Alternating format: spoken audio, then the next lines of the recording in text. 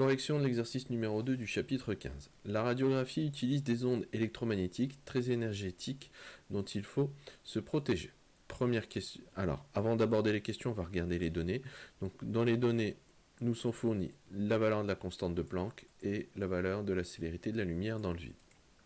Maintenant, on peut répondre aux questions. Première chose, on nous dit quelle est l'énergie des photons des rayons utilisés pour une radiographie, sachant que leur fréquence est égale à nu égale 5 fois 10 puissance 17 Hz. Donc là, on veut calculer l'énergie transportée par chaque photon. Donc on va utiliser la relation E égale H fois nu. On fait attention ici au niveau des unités, donc à nu est bien en Hertz, et donc par application numérique, on va tomber sur 3,31 fois 10 puissance moins 16 joules. Deuxième question, on nous demande de calculer la longueur d'onde de la radiation précédente.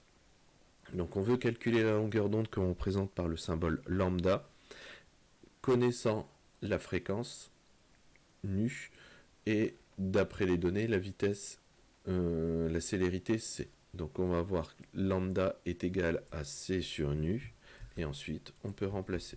Donc lambda égale c sur nu, et donc ça fait 3 fois 10 puissance 8 divisé par 5 fois 10 puissance 17, et on obtient une longueur d'onde égale à 6 fois 10 moins 10 mètres. Question 3, on vous dit cette radiation appartient-elle au domaine des ondes visibles, sinon à quel domaine appartient-elle? Donc là, l'idéal c'est de le convertir en nanomètres, parce qu'on sait que le domaine de visible est compris entre 400 et 800 nanomètres, et 6 fois 10 puissance moins 10 mètres, ça fait opération sur la puissance de 10, 10 puissance moins 10, ça fait 10 puissance moins 9 fois 10 puissance moins 1, sachant que le 10 puissance moins 9, ça correspond à nano, au petit n, et donc ça va nous donner 0,6 nanomètres. Donc là, on voit qu'on est bien en dessous du domaine ici, du domaine des ultraviolets, parce que le domaine du visible il est compris entre 400 et 800 nanomètres, mais ça appartient plutôt ici au domaine des rayons X. Question 4.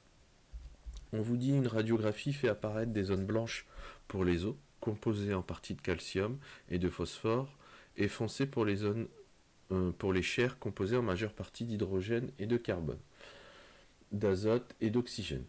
Première question, 4A, on nous dit que représente Z. Donc Z, c'est ce qu'on appelle le numéro atomique, et ça représente le nombre de protons qu'il y a dans le noyau d'un atome. Question B, on nous dit qui des chairs ou des os absorbe le plus le rayonnement utilisé pour la radiographie. Donc ici, on a vu dans le cours que les rayons X sont d'autant plus absorbés que les noyaux sont gros, c'est-à-dire qu'ils contiennent des protons. Donc ici, les os, donc ici ça va être les os qui vont le plus absorber, parce que les os justement ils possèdent, car ils sont constitués d'atomes plus gros que les chairs. Autre élément, citer un autre facteur qui influe sur l'absorption de ces rayons, l'épaisseur de matière traversée.